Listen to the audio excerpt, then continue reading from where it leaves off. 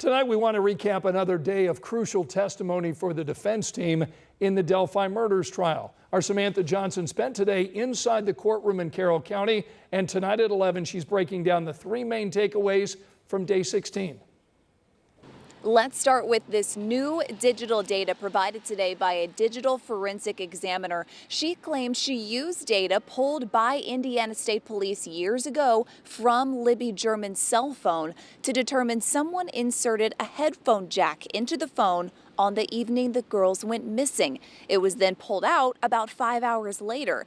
And that's the first time ever we've heard the possibility of someone else tampering with Libby's phone that night. We also heard about 2 hours of testimony from a forensic scientist about the, quote, cycled unfired round found at the crime scene between the girls' bodies.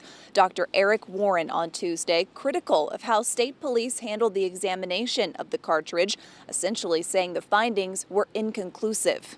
Also on Tuesday, a psychiatrist who specializes in solitary confinement shared what he called common symptoms of people who are confined for too long: confusion and delirium. And after watching videos and listening to phone calls of Richard Allen's time in solitary confinement, the doctor concluded he was, quote, absolutely showing signs of delirium. That, of course, supports the defense arguments that Allen's mental health had deteriorated when he confessed to killing Abby Williams and Libby German in February of 2017.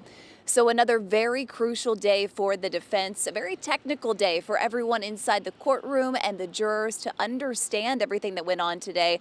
Bob Siegel and I will be back inside the courtroom tomorrow for day 17, and we'll be sure to bring you all the updates throughout the day at WTHR.com. In Delphi, Samantha Johnson, 13 News. This is now the fourth day we've heard from witnesses the defense team has called. And tonight our Chase Howell sat down with 13 News' Katie Jackson-Lindsay to see if the defense team has been able to raise reasonable doubt. Jurors have now heard 16 days of testimony in the murder trial of Richard Allen.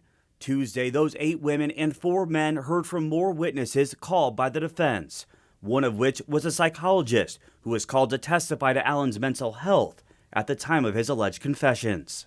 They have directly countered the state's experts' testimony in regards to whether or not Richard Allen was mentally well.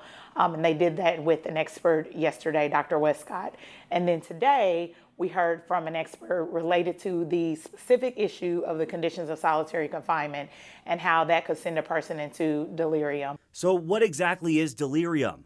According to the Mayo Clinic, it's a serious change in mental abilities and can result in confused thinking and lack of awareness of someone's surroundings. As for 2 other people to take the stand Tuesday, forensic scientists.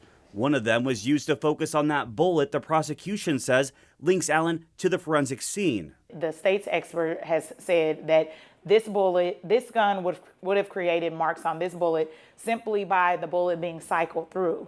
And so the defense's expert has countered that, saying, no, that science was not sufficient because you're comparing apples to oranges. You're not comparing 2 fired bullets to 2 fired bullets. You're comparing a fired bullet to a cycled bullet, and that just wouldn't be an appropriate comparison. And according to Jackson-Lindsay, she expects the defense to rest soon. Reporting in Indianapolis, Chase Howell, 13 News.